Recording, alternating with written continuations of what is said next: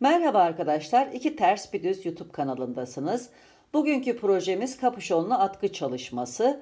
Atkının yapılışı gerçekten çok kolay, çok kullanışlı ve çok şık bir model. Anlatım videosunu iki bölüm halinde detaylı bir şekilde hazırladım. Birinci bölümde başlangıçtan kapüşonun bitimine kadar olan bölüm anlatılıyor. İkinci bölümde ise kaldığımız yerden kalan işlemler anlatılıyor. Ayrıntılara geçmeden önce küçük bir hatırlatmada bulunmak istiyorum. Kanalıma abone olur, beğeni ve yorumlarınızla kanalımı desteklerseniz çok mutlu olurum arkadaşlar. Görüşleriniz benim için çok değerli. Gelelim ayrıntılara. Daha önceden aynı atkıyı kapüşonsuz olarak örüp paylaşmıştım. Çok beğenildi ve aynı şekilde kapüşonlu olarak örmemi isteyen takipçilerim oldu. Bugün sizlerle aynı atkıyı kapüşonlu olarak öreceğiz. Atkı olarak çalışmak isterseniz videonun linkini ekranın sağ üst köşesine ve açıklamalar bölümüne ekleyeceğim. Buradan faydalanabilirsiniz. Ölçülerini vererek başlamak istiyorum. Kameraya tam sığmadığı için ölçerek gösteremiyorum. Atkının başlangıcından kapüşonun bitimine kadar uzunluğu 128 santimetre. Atkının başlangıcından kapüşona kadar olan atkı uzunluğu ise 106 santimetre. Kapüşonun eni 24 santimetre. Kapüşon yüksekliği ise yaklaşık olarak 22 santimetre. Kapüşonlu atkıyı örmeye atkının uç bölümünden başlayacağız. 6 ilmek alıyoruz. İlk olarak sağ ve sol kordonu 7 sıra örüyoruz. 8. sıraya gelince ilmek artışlarına başlıyoruz ve her 8. sırada ilmek artırıyoruz. Artışları sağ kenarda yapıyoruz. Sol kenarı düz devam ediyoruz. Ben 47 kez artış yaptım. Kordon ilmekleri hariç. Ama kaç artış yaptığımız önemli değil arkadaşlar. Atkının en üst noktasındaki genişlik 25 santimetre olana kadar artış yapmayı sürdürüyoruz. Ben özellikle atkının boyunu uzun tuttum. Sizler atkıyı çok uzun istemezseniz 8 sıra yerine 6 sırada bir artış yaparak atkıyı örebilirsiniz aynı şekilde. Kapüşonu da yine aynı şekilde örebilirsiniz. Eğer her 6. sırada artış yaparsanız atkının boyu yaklaşık 80 santimetre kadar oluyor. İsteğe kalmış, istediğiniz şekilde örebilirsiniz. Artışlar yaparak kapüşon bölümüne geldikten sonra artış yaptığımız kenardaki 3 kordon ilmeğini beklemeye alıyoruz ve kapüşonun bir tarafını örüyoruz. Üst bölümde ilmek eksiltiyoruz. Bu tarafı tamamladıktan sonra diğer tarafta ilmek artırarak aynı şekilde diğer tarafı örüyoruz. Kapüşonu bitirdikten sonra beklemeye aldığımız kordon ilmeklerini ekleyerek atkının diğer tarafını örüyoruz. Bu sefer ilmek eksiltiyoruz her 8. sırada ve tamamlıyoruz. Sadece arka bölümde kapüşon açıklığını dikerek birleştiriyoruz. Atkıyı bir seferde örüyoruz. Sadece burada dikiş var. İçeriden görüntüsü de bu şekilde. Ön bölüm. Çok şık, kullanışlı, güzel bir model. Gerekli malzemelere gelince 100 gramı 535 metre olan %20 yün, %80 akrilik angora iplik kullandım. İplik ince olduğu için çift kat olarak çalıştım ama sizler farklı iplik kullanabilirsiniz. 5 numara şişle örülebilecek iplikler kullanın. 3 yumaktan bu kadar arttı. 2,5 yumak yeterli. Atkıyı 5 numaralı şişlerle ördüm. Ayrıca bir yün iğnesi, bir makas, birkaç ayraca ihtiyacımız olacak. Elinizde böyle bir sayaç varsa sıraları saymakta oldukça faydalı oluyor arkadaşlar. Kullanabilirsiniz. Hazırsanız yapılışına geçelim. Herkese kolay gelsin. Toplam 6 ilmek alarak örmeye başlıyorum. İlk ilmeği düğüm şeklinde alıyorum. Şişime yerleştiriyorum. Devam ediyorum. 2 3 4 5 6. Bu almış olduğum 6 ilmek kenar kordon ilmekleri. Sağdaki ilk 3 ilmeği düz öreceğim. Soldaki 3 ilmeği ise örmeden alacağım. Her sırada bu şekilde öreceğiz. 7 sıra ördükten sonra 3'er ilmek arasında birer ilmek artırarak haroşa öreceğiz. Artırdığımız ilmekleri hem ön yüzde hem de arka yüzde düz olarak öreceğiz. İlmekler bir sıra örülüp bir sıra örülmediği için kordon ilmekleri sıraları saymakta güçlük çekebilirsiniz. Eğer elinizde bu şekilde bir sayaç varsa bir sayaçtan yardım alabilirsiniz. Ya da bir yere not alarak sıraları örebilirsiniz arkadaşlar. Birinci sıraya başlıyorum. İlk 3 ilmeği düz örüyorum. İpi ön tarafa getiriyorum. Sol şişimdeki 3 ilmeği ters örecekmiş gibi ama örmeden sağ şişime kaydırıyorum. Dönüyorum. İkinci sıraya başlıyorum. Şimdi örmeden aldığımız bu 3 ilmeği ön yüzde düz öreceğiz. Örerken ipi çok çekiştirmiyoruz arkadaşlar. Normal gerginlikte bırakıyoruz. İlmekler kendiliğinden dönecek. İlk 3 ilmeği düz örüyorum.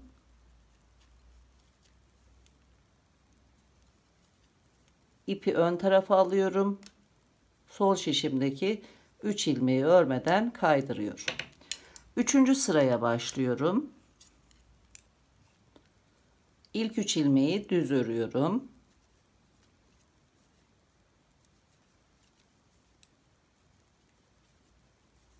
İpi ön tarafa alıyorum. Sol şişimdeki 3 ilmeği örmeden kaydırıyorum.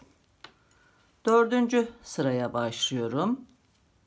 Aynı şekilde örüyorum. İlk 3 ilmeği düz örüyorum. İpi ön tarafa getiriyorum. Sol şişimdeki 3 ilmeği örmeden kaydırıyorum. 5. sıraya başlıyorum. Yine aynı şekilde örüyorum.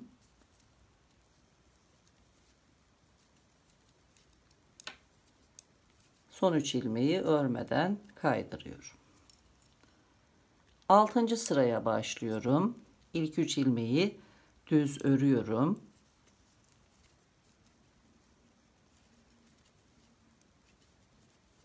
İpi ön tarafa getiriyorum. Sol şişimdeki 3 ilmeği kaydırıyorum. 7. sıraya başlıyorum. Aynı şekilde öreceğim. 7. sıradan sonra 8. sırada ilk artışı yapacağız. Kordon ilmeklerinin görüntüsü bu şekilde. Sağ taraftaki ilmekler düz örgü görünüyor. Sol taraftakiler ise ters. Şöyle baktığımızda ise tam tersi. Devam ediyorum. 7. sırayı örüyorum. 3 ilmek düz ördüm. İpi ön tarafa getiriyorum. Sol şişimdeki 3 ilmeği kaydırıp dönüyorum. 8. sıraya başlıyorum ve ilk artışı yapacağım. İlk 3 ilmeği önce düz örüyorum. 3. ilmeği serbest bırakmıyorum. Bir kez de arka kanadına batarak düz örüyorum. İlk artışı yaptım. İpi ön tarafa getiriyorum. Sol şişimdeki 3 ilmeği örmeden sağ şişe kaydırıp dönüyorum. Sayacı sıfırlıyorum. Tekrar birinci sıradan örmeye başlayacağım. Artış yaptığım kordon kenarına bir ayraç yerleştiriyorum. Artışları hep sağ tarafta, bu ayracın bulunduğu kenarda yapacağız. Bu taraf düz devam edecek. Şimdi birinci sıradan tekrar başlıyorum. 7 sıra öreceğim. Artırdığım ilmeği de düz örüyorum. İpi ön tarafa getiriyorum. Sol şişimdeki 3 ilmeği sağ şişime örmeden kaydırıp dönüyorum. İkinci sıraya başlıyorum. Yine artırdığım ilmekle birlikte 4 ilmek düz örüyorum. İpi ön tarafa getiriyorum. Sol şişimdeki 3 ilmeği örmeden kaydırıyorum. Üçüncü sıraya başlıyorum. 4 ilmek düz örüyorum. İpi öne getiriyorum. Sol şişimdeki 3 ilmeği örmeden kaydırıyorum. Dördüncü sıraya başlıyorum. Aynı şekilde örüyorum.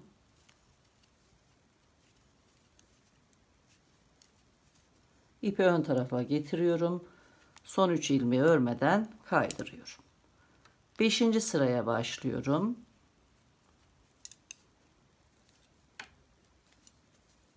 Dört ilmek düz örüyorum.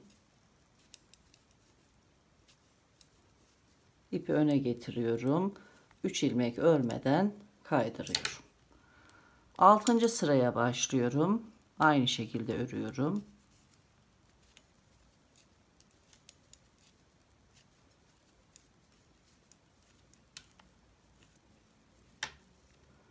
Yedinci sıraya başlıyorum. 4 ilmek düz örüyorum.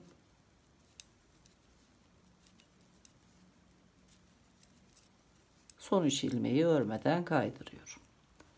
Şimdi 8. sırayı örerken bir artış daha yapacağım. Yine ayracın bulunduğu sağ kordonun kenarından 8. sıraya başlıyorum. İlk 3 ilmeği düz örüyorum. 3. ilmeği serbest bırakmıyorum. Arka kanadına batıyorum. Bir kez daha düz örüyorum. İkinci artışı yaptım. Bir ilmek daha düz ördüm. Sol şişimdeki 3 ilmeği örmeden kaydırıyorum. Önce ipi ön tarafa aldım. Bu ilmekleri kaydırdım. Dönüyorum. Sayacı sıfırlıyorum. Tekrar birinci sıradan örmeye başlıyorum. Son 3 ilmeğe kadar düz örüyorum. İpi ön tarafa getiriyorum. Son 3 ilmeği örmeden kaydırıp dönüyorum. İkinci sıraya başlıyorum. Son 3 ilmeğe kadar düz örüyorum. İpi öne alıyorum. Son 3 ilmeği örmeden kaydırıyorum. Üçüncü sıraya başlıyorum.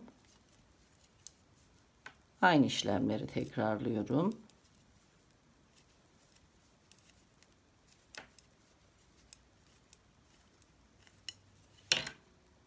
Dördüncü sıraya başlayacağım. Bu şekilde örmeyi sürdüreceğiz. Kordonların görüntüsü bu şekilde. İki taraftan da aynı şekilde örüyoruz. Her 8. sırayı örerken ayracın bulunduğu kordonun kenarından birer ilmek artırarak örmeyi devam ettireceğiz. Genişlik 25 cm olunca kapüşonu örmeye başlayacağız. Bu şekilde örgümüzü sürdürelim. Kapüşonu örerken tekrar birlikte olacağız. Her 8. sırada sağ kenardan birer artış yaparak toplam 47 kez artış yaptım.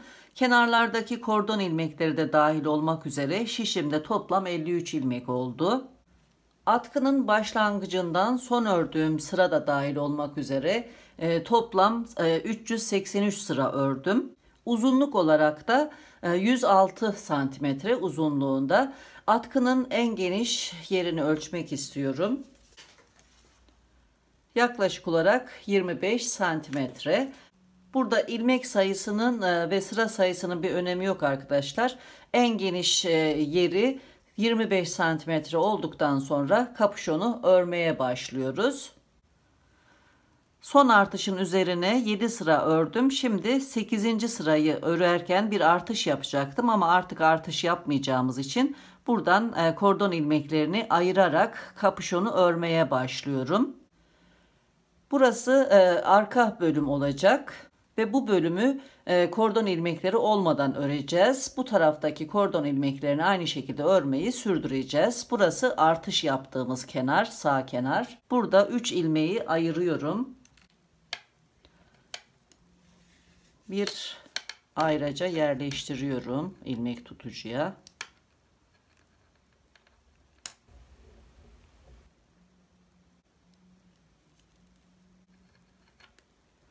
Bu ilmekleri beklemeye alacağım. Kapüşonu örüp bitirdikten sonra atkının diğer tarafını örerken tekrar ilmekleri şişe yerleştirip örmeyi sürdüreceğiz. Şimdi sıra sonunda 3 ilmek kalana kadar düz örüyorum. Artık sayacı çıkartıyorum.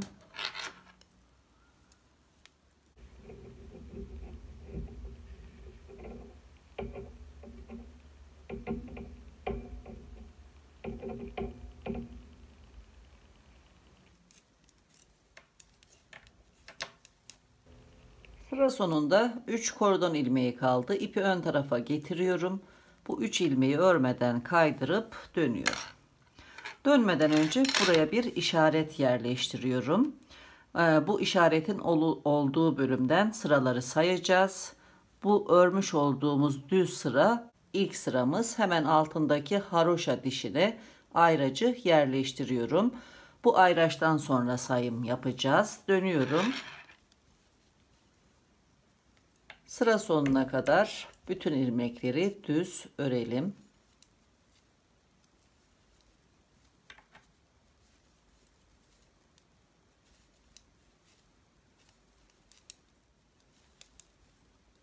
Sıra sonuna kadar bütün ilmekleri düz ördüm. Dönüyorum. Sıra sonunda 3 ilmek kalana kadar örmeyi sürdürüyorum. Düz örüyorum bütün ilmekleri.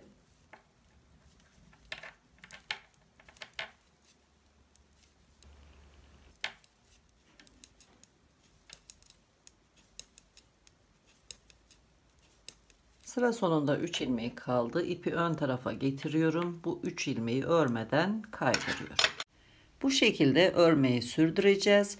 Ayraçtan sonraki haroşa diş sayısı 21 diş olunca tekrar birlikte olacağız.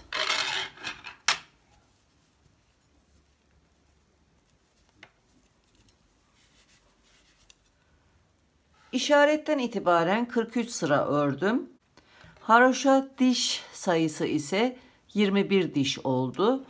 İşaretten son ördüğüm sıraya kadar uzunluğu ölçüyorum. Yaklaşık olarak 11,5 santimetre. Şimdi dönüyorum.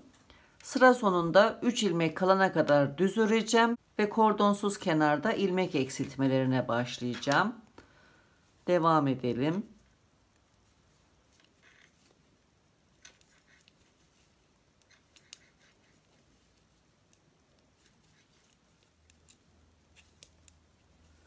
Sol şişimde 3 ilmek kaldı. Bu ilmeklerden ilk ikisini birlikte öreceğim. Bir ilmek eksilteceğim. Sıradaki 2 ilmeği beraber düz örüyorum. Bir ilmek eksilttim.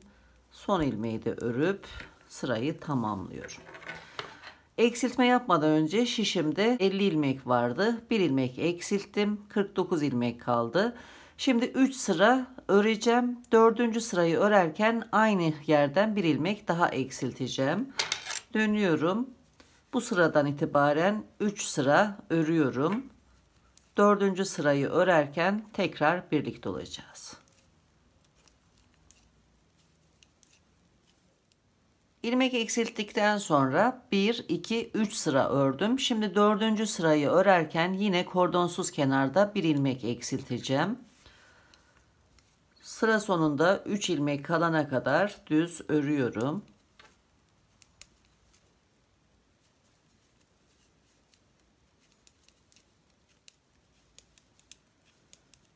Sıra sonunda 3 ilmeğim kaldı. Şimdi ikinci kez ilmek eksiltiyorum. Yine ilk 2 ilmeği birlikte örerek bir ilmek eksilttim. Son ilmeği de düz örüyorum. Aynı şekilde bir eksiltme daha yapacağım. Dönüyorum.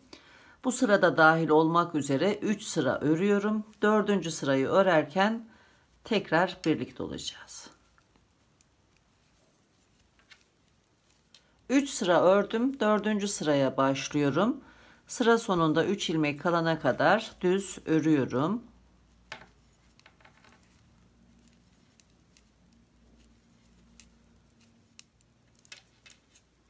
Sıra sonunda 3 ilmek kaldı. Şimdi bir ilmek daha eksiltiyorum. 2 ilmeği birlikte örüyorum. Bir ilmek eksilttim. Son ilmeği de düz örüp sırayı tamamlıyorum. Toplam 3 ilmek eksilttim. Şişimde 47 ilmek kaldı.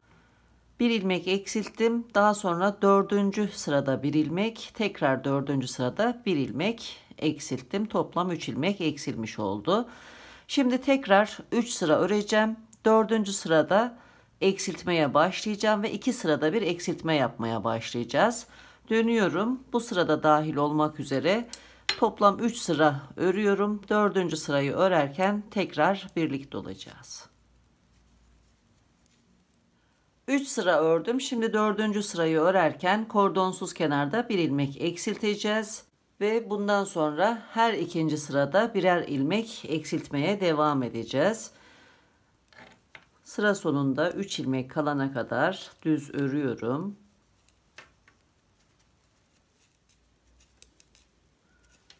Sıra sonuna geldim.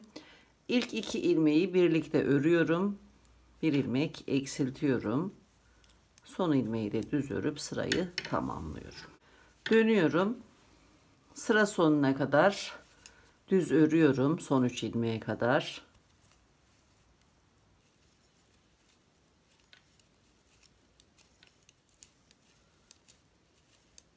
Son 3 ilmeğe kadar ördüm. İpi ön tarafa getirip bu ilmekleri örmeden kaydırıyorum. Yine sıra sonunda 3 ilmek kalana kadar örüyorum. İkinci kez ilmek eksilteceğim. Devam ediyorum.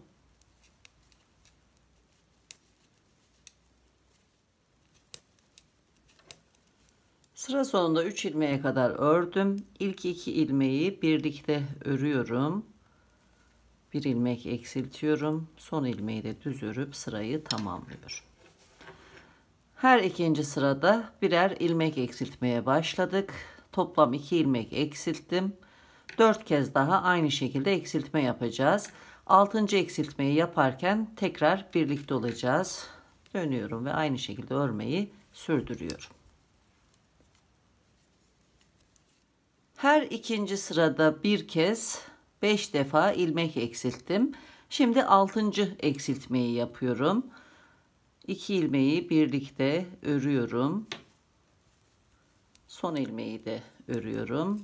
Eksiltmeyi tamamladım. Şişimde kalan ilmek sayısı 41 ilmek. Şimdi döneceğim. Sıra sonuna kadar örüp tekrar kordonsuz kenara geleceğim ve her sırada ilmek eksiltmeye başlayacağız. Önce sıra sonuna kadar örelim.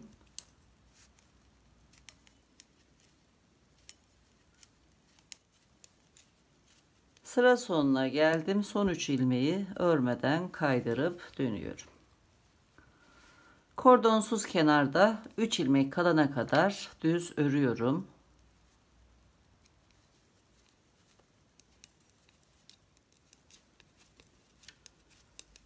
Sıra sonunda 3 ilmek kaldı. Şimdi bir eksiltme daha yapıyorum. Bundan sonra her sırada eksiltme yapacağım. Sıradaki 2 ilmeği birlikte örüyorum. Bir ilmek eksiltiyorum. Son ilmeği de düz örüp sırayı tamamlayıp dönüyorum. Bir ilmek eksilttim. Şimdi hemen dönüşte bir ilmek örüp bir ilmek daha eksilteceğim. Devam edeceğim. Arka tarafta yine bir ilmek eksilteceğim. Ön yüze geçince yine bir ilmek eksilteceğim. Bu şekilde toplam 10 ilmek eksilteceğiz. Bir ilmek eksilttim. Şimdi ikinci eksiltmeyi yapıyorum. Bir ilmek düz ördüm. Sıradaki 2 ilmeği birlikte örüyorum. Bir ilmek daha eksilttim. Devam edelim. Bu şekilde eksiltmeyi sürdürelim. 10. kez ilmek eksiltirken tekrar birlikte olacağız. Her sırada ilmek eksiltmeye başlamıştık. 9 kez ilmek eksilttim. Şimdi 10. ve son kez ilmek eksilteceğim ve kapüşonun bu tarafını tamamlamış olacağım. Bir ilmek düz örüyorum. Sıradaki 2 ilmeği birlikte örerek 10.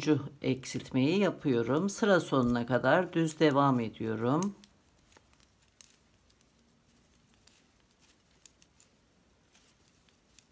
Sıra sonundaki son 3 ilmeği örmeden kaydırıyorum. Kapüşonun bu tarafını tamamladım.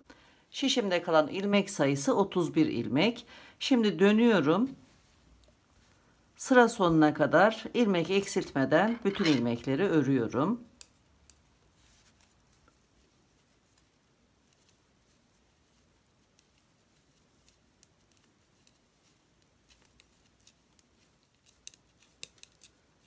Sıra sonuna kadar bütün ilmekleri ördüm, dönüyorum.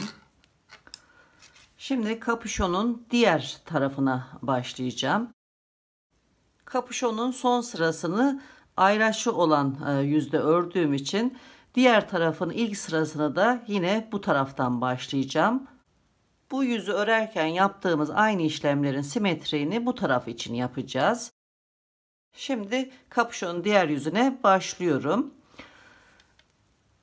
Bir ilmek düz örüyorum. Bir ilmek artırıyorum. bu tarafta eksiltmeler yapmıştık. Şimdi bu tarafta eksiltme yerine artırma yapıyoruz. İkinci ilmeği düz ördüm. Bir kez de arka kanadına batarak düz örüyorum. Bir ilmek artırdım. Sıra sonuna kadar devam ediyorum. Buraya bir ayraç yerleştiriyorum. Kapüşonun diğer yüzünün başlangıcını belirtmek için.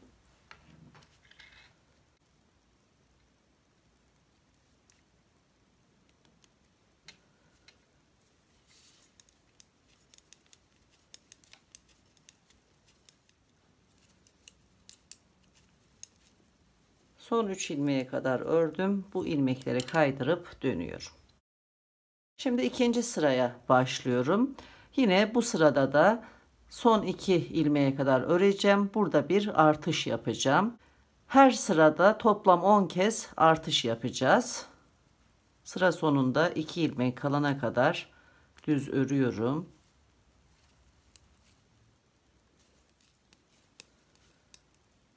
Sıra sonunda 2 ilmek kaldı. İlk ilmeğin önce ön kanadını örüyorum. Daha sonra arka kanadını örerek bir artış daha yapıyorum. Son ilmeği düz örüp dönüyorum. 2 artış yaptım. Şimdi buradan da bir artış yapacağım. Bu şekilde her sırada birer ilmek artırarak toplam 10 ilmek artıracağız. 10. artışı yaparken tekrar birlikte olacağız. Devam edelim.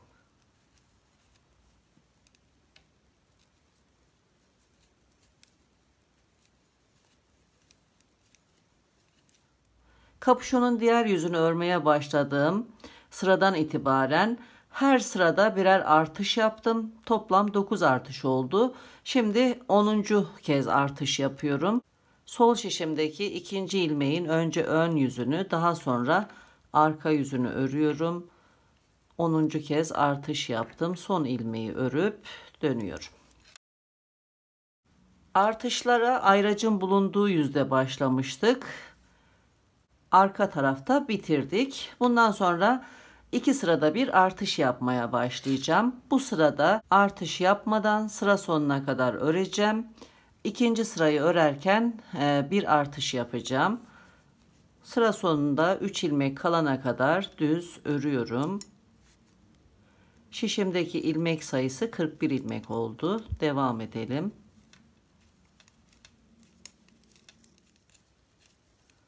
Sıra sonunda son 3 ilmeği örmeden kaydırıp dönüyorum. Bir sıra ördüm. Şimdi ikinci sırayı örerken bu yüzde bir artış yapacağım. Artık artışları bu ayraçlı tarafta değil, diğer tarafta yapmaya başlıyoruz. Kordonsuz kenarın önünden yapacağız. Sıra sonunda 2 ilmek kalana kadar düz örüyorum.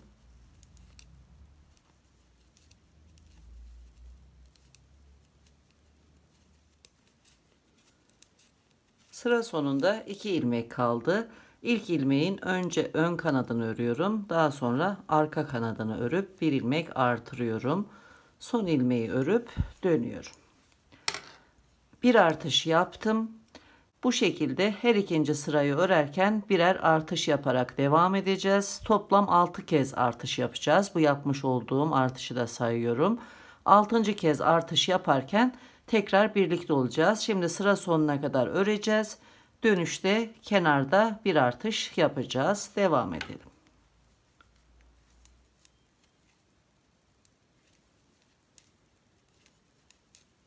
Her ikinci sırada birer artış yaparak 5 kez artış yaptım. Şimdi 6. artışı yapıyorum.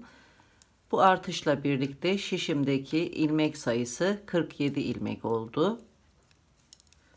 Her ikinci sırada yaptığımız artışları tamamladım. Dönüyorum. Bu sırada dahil olmak üzere 3 sıra öreceğim. 4. sırayı örerken ilmek artırmaya başlayacağım. 3 kez bu şekilde artış yapacağız. Şimdi 3 sıra örelim. 4. sırayı örerken bir artış daha yapacağız. Devam edelim. Toplam 3 sıra ördüm. Şimdi 4. sırayı örerken kordonsuz kenarda bir artış yapıyorum.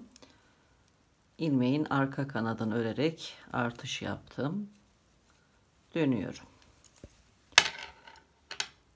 Her 4. sırada birer artış yaparak devam edeceğim. Bu işlemi 3 kez yapacağım. Birinciyi yaptık, ikinciyi yapalım. 3. kez artış yaparken tekrar birlikte olacağız.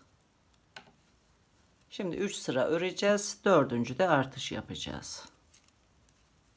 Her 4. sırada birer artış yaparak devam ettim. 2 kez artış yaptım. 3 sıra ördüm. Şimdi 3. ve son kez artış yapacağım. Sondan 2. ilmeği 2 kez örüyorum. Bir artış yapıyorum. Son ilmeği de örüp dönüyorum. Bu artışla birlikte şişimdeki ilmek sayısı 50 ilmek oldu. Artık artış yapmayacağız. Bundan sonra düz örmeye devam edeceğiz. Burada son haroşa dişi sırasına bir ayraç yerleştiriyorum. Bu ayraçtan sonra 43 sıra öreceğim. Diş sayısı olarak da 21 diş olunca atkının diğer tarafını örmeye başlayacağız. Kordon ilmeklerini ekleyip devam edeceğiz. Şimdi 1. sıradan itibaren başlıyorum. Düz örüyorum son 3 ilmeğe kadar.